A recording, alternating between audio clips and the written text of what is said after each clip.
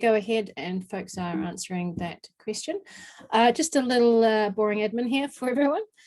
So today's session, as I say, will be a mix of slides and a demo on my a live demo on my demo site. I am Matt is looking after the chat area, so please look out in chat for any links or additional information will be posted in chat. But if you have any questions, and questions are very welcome, please do pop them in the Q&A area of Zoom. That way we can mark off which questions that we have answered and which that we don't get a chance to answer or can't answer at the time. And we'll post a follow-up to any missed questions or questions that I don't know the answer to even in the Totara community forums afterwards. So as I say, please use the Q&A for questions and any other information will be posted in the chat or any other information you'd like to share. So today's session is being recorded and we'll be sharing that recording with you. It will be available in the community alongside those follow-up questions.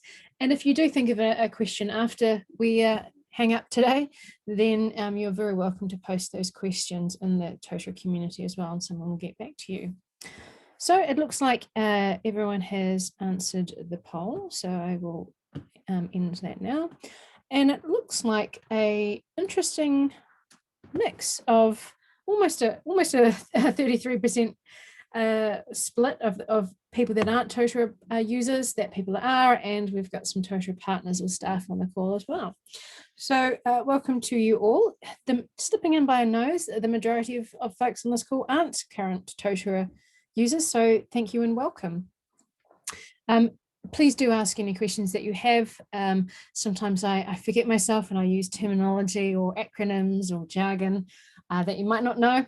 So do force me to explain myself if I'm unclear at all. So before I get started onto that first proper slide, is there anything I need to know there, Matt? No, I'm just adding a link to the Totara community in case anyone who's coming today doesn't already have an account. It's free to join and there's lots of training and support available in the Totara community. So I'm just posting a link now to the place where you can create an account if you don't already have one. Perfect. Okie dokie. So today's session is on the Totara Talent Experience platform. And the Totara Talent platform is a combination of Totara Learn, our learning management system, Totara Engage, our LXP, our learner engagement and experience platform, and Totara Perform, our performance management system. Combined, we call them the Talent Experience platform, occasionally referred to the TXP if we're being lazy, but otherwise the Talent Experience platform. And the demo that I'll be giving today covers all three products. Which product we cover first will depend on my whim as we go into the demo site. But I do have a series of slides to start off just as placeholders when we're talking about Totara Learn. So Totara Learn is our learning management system, and there's just some screenshots from the latest release, which is Totara 14. And Totara Learn contains all of the functionality that you would expect from a fully featured learning management system, personalization, automation, compliance, and mandatory training management. It's fully GDPR compliant. You can run and create your own custom reports, course management, content management, catalog management, alongside the ability to create blended or offline or virtual training events. I mentioned Totara 14, so we are rapid innovators here at Totara Learning. So we release updates twice a year, so big updates twice a year. I say big as in they include features versus maintenance updates throughout the year. And that's just to so that our Totara users get the advantage of all the most recent work and the features that we're working on. So they don't have to wait 1 or 2 years. They only really need to wait 6 months until they can get access to the latest updates. And our roadmap is very much driven by our users, the Totara partners, alongside things like market trends as well, which means that we can fairly rapidly respond to the shifts and changes across technology or the market, or from demands or requests, polite requests from our partners and our of course, our Totara customers and end users. That is reflected in these updates. So for example, across Totara 14, which we released in May, we added Zoom and MS Teams integration into our seminar or face-to-face or training management system, very much reflecting the status of today, where most of our events and in fact most of our lives are online through web conferencing. We also made some updates and improvements to default branding. Every software, every website, anything, it's never really finished in terms of the look and feel. There's always more you can do. There's always better looking sites, better user interface, and we're very much proponents of ongoing improvement. So we will always improve the look and feel of our site in every iteration. We also in Cross 14 introduced a new notifications framework, which I will go into in more detail when we jump to the site. So I'm going to very rapidly move across these slides and skip to my demo site now. So this is my demo site. It is completely unbranded, which means there's no theme or design applied to it. However, you can apply a range of look and feels across them. So for example, oops, that's not what I wanted to show. I have another slide deck here, which is not going to behave, but you can add your own logo, look and feel, layout, imagery, all of those things. This is just the default view, just so you can understand that the functionality that is available to you out of the box and what you can achieve even without investing or working on a theme or brand yourself. So let me dig out that PowerPoint. So this needs to be ended, and then I can add in a different look and feel. No, there we go. So this is a few examples of themes that other sites have used. And as we go through this demo today, you'll note that we've got both some consistent sections like reports and learning and teams, but also a wildly different look and feel to some of these sites. So you have the opportunity to change how it looks, how it works, and how it works for you across the system. So these are just a few very, very quick examples. I appreciate I'm going super fast, but I'd like to move back to my demo site. So let's say goodbye to that site. Matt, are we still seeing my demo site now? Yes, we are. Excellent, thank you. So let's say unbranded site, and we can change that language. So I'm going to start off logging in as a learner so you can see what it's like to actually use Totara from a learner perspective. Now, throughout the demo today, I'll either be logged in probably as Lisa learner or as an admin user, and that means just a standard user that might have some learning associated with them, but no special access rights, versus an admin, which can do anything. And then depending on the questions that we receive, I could log in as a manager. And for each of those accounts, the type of access that they have is in the name. So if you're ever not sure whether we're looking at what a learner would see or not, just check out the top corner of the screen here and you can see what type of account I'm logged in as. Now, this is, as I've logged in, I logged in just manually, so I was able to enter a username and password, but users have the opportunity to log in through single sign-on or shared authentication. They can log in through their Microsoft account, through their Google account, through their LinkedIn account, or you can have it connected with your particular HR system and log in seamlessly from whatever system or an intranet you're using directly into your talent experience platform. After logging in, Lisa is taken to this fabulous looking dashboard. And this dashboard is, you can have any number of these dashboards as you like, and you can assign these users to these dashboards automatically through some functionality called audiences. Now, audiences allow you to group users together based on different predefined rules or criteria. They might be based on what the individual does for their job, what position they hold, what organization or team they're part of.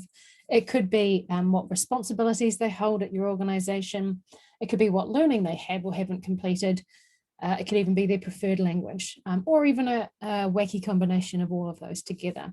So that means that you can, on these dashboards, provide users with personalized content that is the most relevant to them. So for example, I've logged into a pretty standard learner dashboard. I've got some links here to particular areas I want to point the learner to.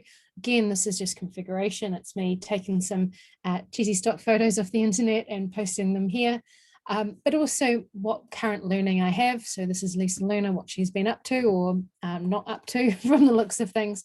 And I can jump back directly into the last course that I accessed.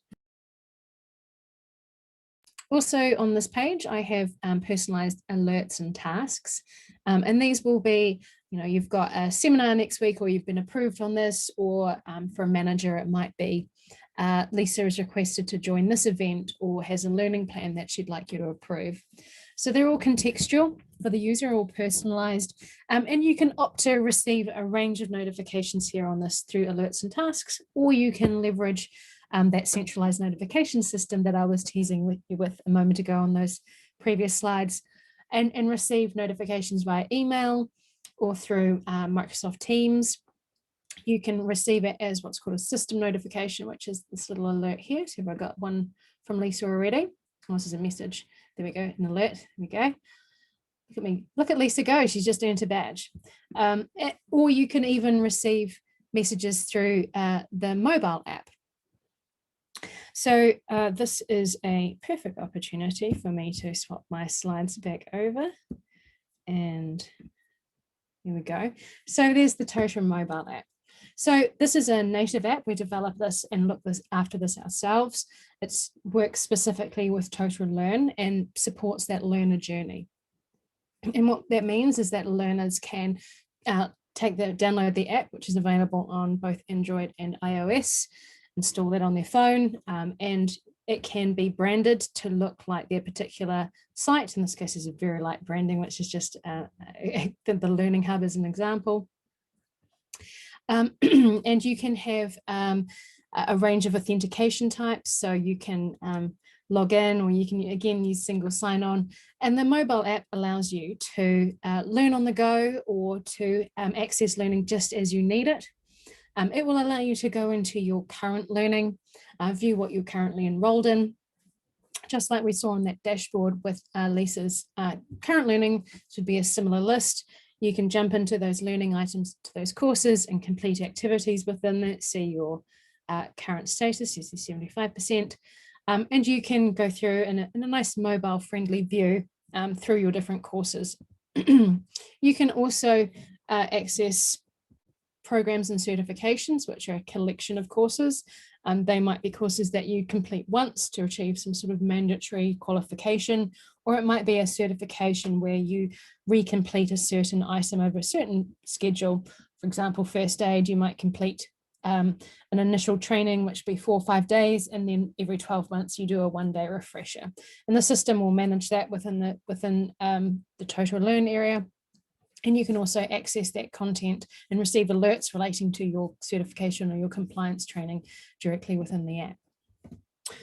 Okay. While I take a sip of water there, Matt, are there any questions?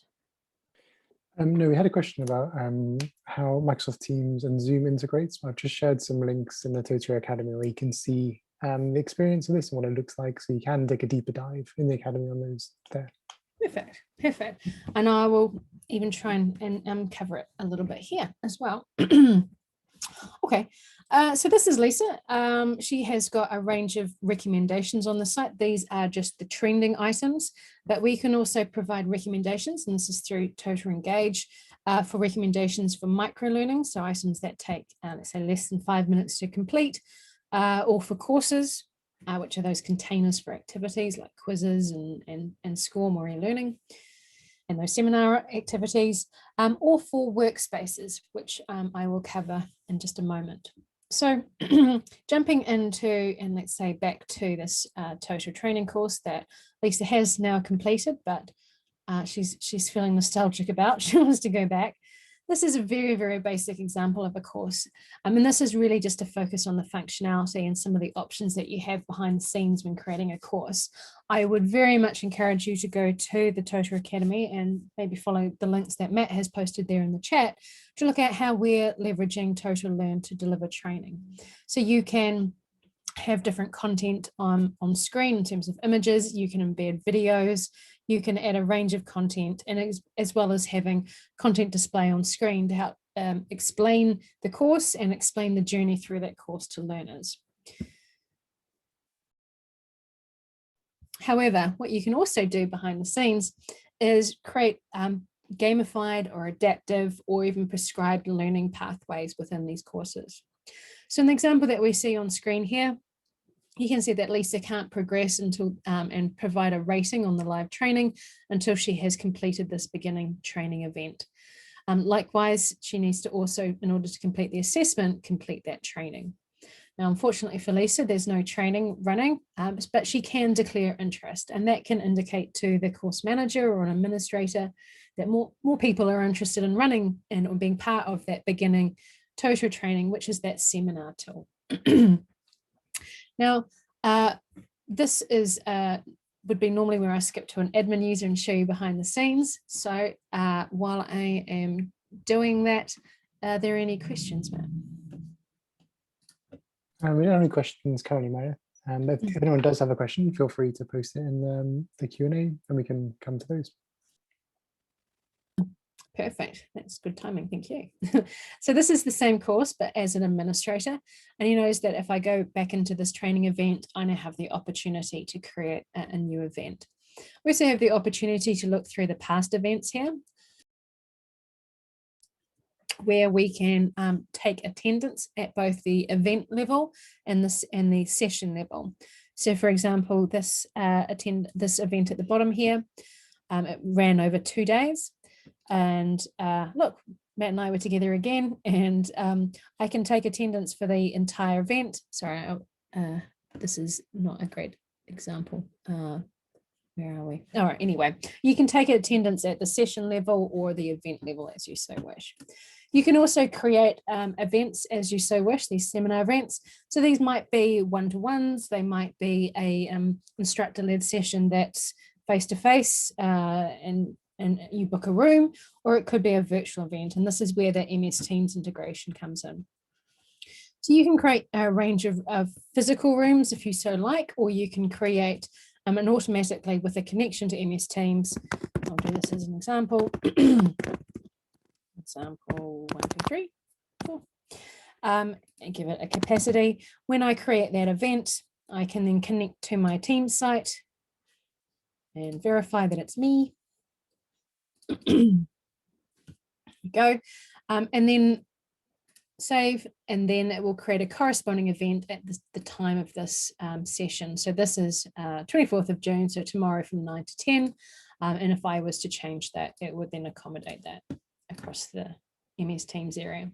So when anyone who's booked into this event, so if Lisa goes back and then books into this event, she can receive a link to this MS Teams room and any notifications that you sent, but likewise she can log back into the system, and rather than the room being displayed, the title, there'll be a nice little join now button, and she will click on that and that will take the individual directly to the MS Teams or the Zoom event.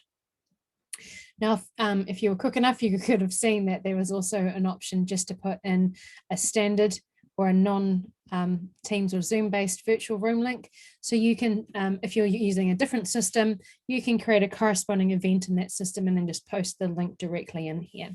And that is one extra step, but still means that you can use whatever web conferencing tool you so wish. So you can have multiple rooms. You might even have multiple virtual rooms for different threads of discussion. You can also add different facilitators or trainers to that event, and those events might be external to the system or might be actual accounts or individuals within the system. Sorry, Matt, you're doing some more training. And by linking them to their accounts, it means that they can then receive notifications and have their own calendars to know where they're going and where they need to be to run that training.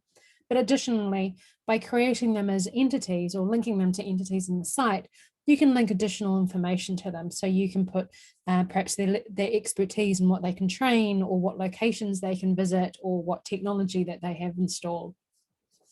And you can attach all of that to both rooms and facilitators and assets. And assets can be equipment, or it could also be services. And you can prevent double booking, or for example, for something like IT support, you might allow double booking so that you can have someone from IT come along and provide you assistance. Now, this is just a single, an event with a single session, but you can add additional sessions. So quite often the first question is, when is lunch? So you might create another event that has the lunch break in there.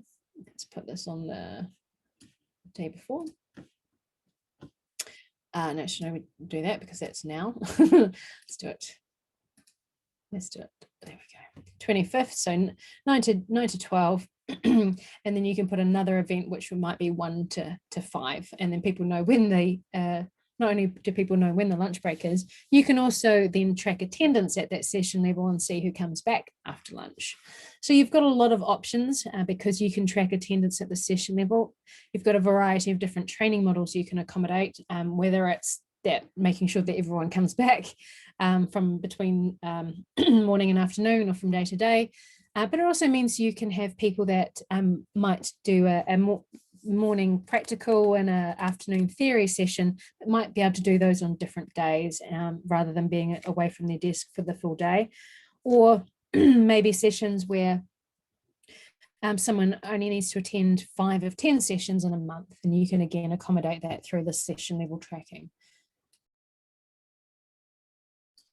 Okie dokie. So there are a range of options across seminar, whether it's preventing cancellation after a certain period of time, having an alerts for a minimum number before you run the event, to additional information relating to the event, or even providing restrictions on how many times people can sign up to the event, or even based on their previous attendance. So someone that maybe was late and was a partial might be able to rebook, whereas someone that just didn't show up after the the second time they didn't show up, then maybe you can block them from trying to sign up again. So there is a single event with 2 sessions in there. As an administrator or as a course manager, I can then filter across those that I may be overbooked or underbooked, or where I might need to go through and take attendance as well. Now, attendance can also, if I go to take attendance, there we go. Oh, 1 person, brilliant. This is going to be quick. Is there a better example? A nice long list of people. Look, here we go, perfect. So this here has a list of everyone that attended this first session, and we have the options of marking them as fully attended, partially attended, or unable to attend, or a terrible no-show. And you can also bulk update attendance if you like. So you can both export and import attendance and sign up information. If I've got it enabled, I can also set a separate grade for these different sessions as well, so that I can separate attendance from engagement. So even have a pass rate associated with attendance and your involvement or collaboration across the session, or whether there's like a practical or observed behavior that needs to occur in order to pass the particular training event. So across courses, you can import a range of e-learning type content. So it will accept SCORM, LTI and AICC content. So you can have externally authored content, or you can add your own, and there's a range of different activity types that you can use or create within the system. Everything from creating a spot for people to upload assignments or submit online text, to branded and personalized certificates, to live or scheduled chat, to a polling system, so choice. You can collect, create a form to collect information, create a database of information. You can run evaluations or feedback forms. You can have forums or any number of forums. The list goes on. You can also create really robust quizzes. And you'll notice as you go through the Totara community, as you go through the Totara community, sorry, I've got a bit of a I've been talking all day. As you go through the community, you'll see that we leverage that quiz functionality. So you can firsthand take a look at what it's like to use those quizzes. There's a range of question types, from short answer to multiple choice to true false to images that you drag and drop content onto. And if you need to, there's also a range of mathematical type questions as well. And then we have some more static or kind of passive content that you can add. So you can add documents and images and embed media and provide links to either internally or external within the system. So there are a range of options to create really dynamic, really interesting courses, perhaps using a combination of externally authored as well as internally authored content. You also have the ability to create these adaptive pathways. So each of the activity types that you can create has completion tracking against it. Some of them can be graded, and you can prevent people from moving on to certain sections until they've completed certain other areas. So noting in here in this course before, users can only complete this next section after they have completed this particular seminar event. But it might not just be based on activity completion. If I go into the settings behind this, this is a choice or polling system. I can provide access restrictions based on a range of criteria. So it might be part of those audiences that I was talking to when I was referring to dashboards. It could be date driven. It could be what part of the organization you're in or which organization you're in. It might be what position you hold, what job title you have, what is your preferred language. And it could be a combination of all of those things. So it means you can deliver really targeted content within a single course to the right people. You can create very adaptive pathways, so delivering the right content to the people based on their previous knowledge or where their focus areas are. But you can also create a gamified environment. So you can have certain content that's only displayed to certain users if they've completed certain other items or they've achieved certain other things, or they demonstrate particular other skills. So you can very much surprise and delight or even disappoint the user as you require with these access restrictions. So one of the other things you can do in terms of gamification, I've touched on open badges, is provide hidden content. So for example, here, we've leveraged one of the blocks, which are these widgets that sit down the side here. And we've put, again, an audience restriction on visibility to it based on completing this particular course. So once the user has completed this course, this item pops up and says, cool, great, now you've completed this course. Why don't you have a look at this course? So you can be really proactive in engaging users to move from learning to learning, to leverage their skills, to demonstrate their skills and build upon their skills after they've just completed a single item. So Totara Learn is very much the compliance or informal led training. We also have Totara Engage, which is that peer-to-peer or there we go, that's the one I want to click on, or that socially created content. And there might be a journey that people complete some of this instructor-led learn courses and think, oh, let's take this subject a little bit further. I want to know more. I'm going to do my own research and share it. Or it could be someone creates a great series of this content themselves, and there's a decision to build that into a more formalized course because it's really valuable, important content. But leveraging the two means that you can pick the right medium and the right way to position this content for the content itself. So as an individual, as Lisa Learner, she says, there we go, as Lisa, she can create content here by default within her library, and this sits within Totara Engage. So we can create content, as you can see here. It could be a video or an image and some content. It could be a link somewhere else, or it could be an attachment. If you embed an image, it's the first image that you see. And when you create this content, whether it's a kind of a short poll or survey or the standard resource, you've got a range of options and editing options. And all of this, the content and the hashtags and the labels that you create, so let's put in some nonsense here, you can choose how you share it and how it's labeled or how it's identified, so how it can be discovered by other users. And that includes these topics, which you can customize. And if you want to share it with specific groups, and now that's available to the wider group, even if it doesn't make sense. And then that can be a method or a way for people to start communicating. You can see these icons with likes and comments, so there can be discussion on particular items. This is an item which Lisa herself has liked and commented on, but you can share it, and all the content within it and all the tags and all these topics feed into that recommendations engine and also into the wider learning catalog. Finally, within this library area, you can create individual pieces of content, but really the strength of an LXP is around that discovery. And one way you can help people discover the right content is collecting things or curating things together in what's called a playlist. So playlists are a collection of content, could be 2 items, could be 3 items, could be even 1, but that would be silly.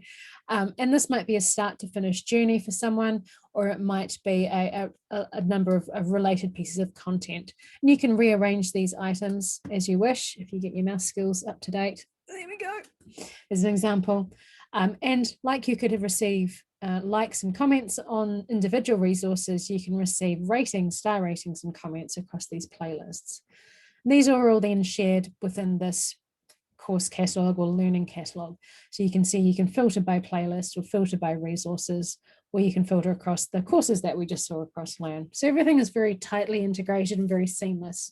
Even though I'm using, in this case, 3 different products, but we've seen 2, you wouldn't know that you're in Engage functionality or in Learn functionality. So whether you use 1 product, 2 products, 3 products, it's very much a seamless experience for the end user as well as the administrator. So Matt, any questions there? We haven't got any questions on Totara Engage. We do have one question on seminars. Just says, what does it mean to track attendance at the events level? Oh, great question. Okay, so because you have the seminar activity, and then you can have multiple occasions that you run that particular activity. So again, let's use Totara training as an example. You might run one every month, for example, a Totara training session. So that would, Totara training event. So you have the activity. Within the activity, you have multiple events. And then within those events, they might be run over a number of sessions. So again, using Totara training, let's say it's a full day event. My first session might be 9 to 12. My second session might be 1 to 5. And what I can do is mark attendance. So say whether you showed up or not at that session level. So whether they came for the morning or the afternoon or both, as well as the event for a whole. So then you can say, all right, they were there for both sessions, but they weren't really connecting, they weren't really listening, they were playing on their phone the entire time. So then you can mark attendance at the event level and then provide a grade or an engagement rating across that event as a whole. So if you've got a seminar activity that has these events, and those events are only run for 3 hours, that would you just have that as the one event or one session. So it might not be that you have multiple sessions, but what you can do is accommodate it if you do have multiple sessions. But thank you for the questions. I was making some poor assumptions there that you'd know what I was talking about, so thank you. I'm gonna have to practice saying run one, aren't I? Okie dokie, looking at the time, I want to push on to Totara Perform. So Perform is our performance management system. It includes goal or objective tracking. It includes performance activities, and it includes competency management. So performance activities are those appraisals, check-ins, or feedback activities that you might run once a year, twice a year, or even once a week or once a month. And Totara Perform is built on the idea. Hang on, I've got some pretty slides for this. Here's Engage, which we've seen. Moving on to Perform, there we go. For Totara Perform, we've got the idea of continuous performance management.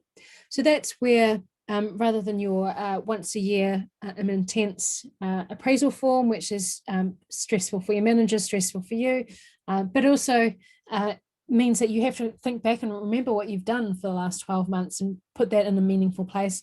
Also, from a manager point of view, only once a year do you get that chance to check in really with your staff member and see how they're doing. Are they happy? Are they meeting their potential? The cost of recruitment and replacing staff is much higher than some identifying early on that this individual might need to freshen up on particular skills or might be better suited in a different role. So Totara Perform supplies those performance activities that you create, and there's a great deal of flexibility behind those performance activities. So as Lisa here, I've got a list of the activities I need to complete. Quite a long list. She doesn't get through these very often. And you can see you can have a simple form where you've got short multiple choice, you've got short answer, long answer, rating scales, customer scales, and a range of other questions you can add to these performance activities. You can also then complete activities for other people, so it will support that 270 and 360 feedback, where you might provide responses for your staff or your manager or your peers or even somebody else. So it'll accommodate a range of different question types. There's a number of different scheduling options, which I'll show you once I log back in as an administrator, but it provides a very flexible option in terms of creating these custom forms based on the questions that you have, and will tie into other areas of the system. So you can pull in competency information, which I'll show you in a moment, and you can also do comparative and progression reporting across the system. So I talked about competency management. This is the competency profile or dashboard for Lisa Learner, and she's been assigned a range of competencies. And competencies are the different skills, behaviours and knowledge that an individual might need or want to be happy, safe, efficient and effective in their job. And in this case, Lisa has been assigned a variety of different competencies for different reasons. So she's been assigned this set of competencies based on her job title or her position, a series of competencies that she hasn't really done very well in so far in terms of her team or her organisation. She's been assigned a few by her manager, and she's also assigned herself a range of them as well. Now, if you've got one or two, then it becomes a bar graph between 2 and I think it's 11. It's this beautiful spider diagram, and then once you start adding quite a few like Lisa, then it goes back to a bar graph just because it stops working in this format. But this provides a really nice quick visual in terms of your progression and almost a gap analysis on where you need to be for your particular job. So the outside or the yellow area is where you need to be in terms of your completion or proficiency level.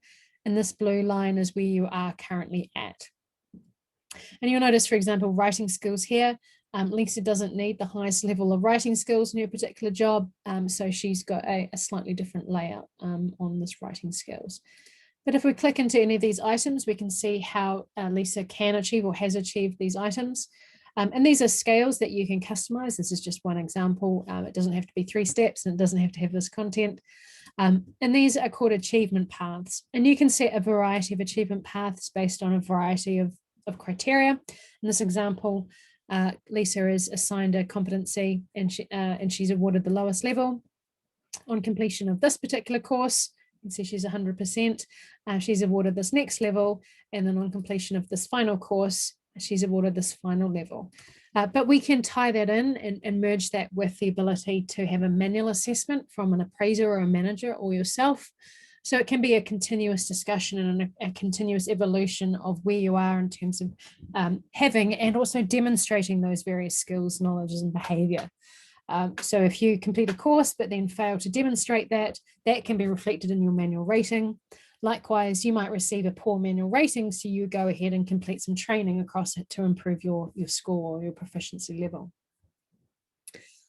Right, I know I'm talking very fast. I'm trying to get through everything because I'm aware of the time, but as I switch my logins, are there any questions there, Matt? No, there's no questions there. I've just added a few links to different courses on Totara Perform. As I said in the chat, those courses contain short videos as well, so you can go back and refresh your knowledge of what Meredith's talking about here too. Exactly. Thank you. Okay, so I'm flicked onto an admin user, and these are the performance activities that I was talking about, and you create them. So we'll give this one a name, give it a type.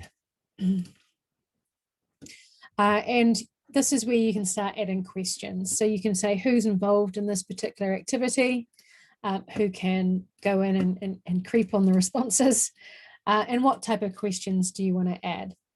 So they're called elements because there's both questions as well as content that you can bring in from other areas. I mentioned the ability to bring in those competencies and display those and discuss those within a performance activity. But you can also embed external content. You can add videos, maybe guiding people through the appraisal process or the check-in process. But you can also redisplay questions and answers from previous activities, so you can see and track how people are doing or how things are changing for them. And you can also aggregate in terms of average or median or maximum minimum scores across various questions. Now, when you add a question, I'll pick the easiest one to show here, which is a short answer area. So maybe a 1 or 2 line. Every question that you create can have a reporting ID. And what that allows you to do is ask the same question in different ways or across different forms. And then within the reporting system, provide comparative reporting across all of the instances of that particular ID. So if it was called ID 56 or ID, how are you doing? Oopsie, my typing just goes terrible when I'm doing demos. Then you can do a report on all of those questions where we're asking people how they're doing and report and show them all in one area. So even if there's different forms for different groups, whether they be different types of user or a different tenant, because we also support multiple tenancy, then you can have comparative reporting across all of those different types of activities and forms within the reporting tool. Which brings me nicely to the last thing I want to cover today until I get some questions, which is the reporting tool. So you can, there's a variety of inbuilt reports around course completion, activity completion and participation, but there's also the ability to create custom reports and to edit existing reports within the system. So we've got a range of reports and graph types as well that you can add to numerical or date-based data. And these are spontaneously generated unless set otherwise. So you've got your line graphs, your area graphs, scatter graphs, horizontal bar, pie donuts and progress donuts, to name, I think, all of them, available across there. So you can create these graphical reports, or you can use a more of a standard report base, and noting that if it's a lot of data, you can add different search options, and you can export these reports in different formats as you so wish. Now, once you create these reports, you can also schedule these reports to be run and sent to you or other people on a scheduled basis. And these reports might be daily, or they might be monthly or yearly, and noting that it can be to yourself, to others through an audience. You can select individuals, or you can do it via an external person via email. Now, excuse me, to create a report, you simply browse through this area, which you'll see it looks quite a lot like that learning catalog. There's a series of templates that you can use to do a quick generative reports that have these graphs in it, or you can browse through these different report sources, so different areas or areas of interest across the site, to find the corresponding what's called report source, which clusters all the information together in one area. So if I want to do a report on courses, I can see what the default is, and I can do a quick create, or I can go in and change those columns. So this is just a list of course names, but everything relating to that course and the information about it is available, and I can add to this particular report. So I can customize those columns and add whatever information I'd like to, and in whatever order, and called whatever I like. This one, I'm just going to call this Bob, and save. So you can create these ad hoc reports as you like. If it's numerical data, again, you can add graphs. Let's see, did I get the full list? Did I forget anything? Maybe column, I forgot column. And the last thing, and the most interesting thing I think you can do across reports, is filter the content. So depending on the type of report that you've got, you get different content controls here, but you can, using our HR integration here, you can connect to an external repository of information of users and organization information, and you can populate these positional and organizational hierarchies and build a picture of your organization and then link people to those different positions and organizations or teams and job roles, and then filter the content you see within the reports by those positions and organization. What that means in real term is that you can have a single report, maybe about team members, where a single report clicked on by manager A, they'll see only the information relating to their team or their department. Manager B can click into that very same report and see a different subset of data. They'll just see team B and their organization or their position. So it means you've got a huge amount of flexibility in terms of creating reports, but also how you share those reports and the information within those reports. Okay, are there any questions? Oh, while I'm doing that, I will flick it in there. If anyone has any questions about anything you've watched today at all, please feel free to just ask them now. Indeed.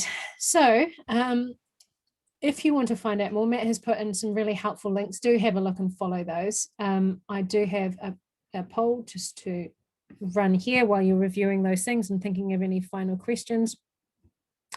This is a thank you for joining us. Actually, before I do that, I might quickly ask you, are you interested in the TXP? Again, anonymous, so we're not tracking you down to make sales. We're just interested to see if you're like what you've seen today and whether this is compelling, just out of interest. But if you want to find out more, you can do a more tailored and slower and targeted demo request through our website, and we can refer you to one of our partners. There is the Totara community where you can go in and view specific courses. There is the Totara Academy where you can view, again, content. There's a range of resources and blocks, the help documentation, or you can reach out directly to a Totara partner. We also have a range of upcoming events that we invite you to join. We have ongoing demos and more focus sessions. So I'll be running one on learning plans in a couple of weeks, but we've got some targeted sessions from both our partners as well as our customers, their end users that are involved and actually use Totara.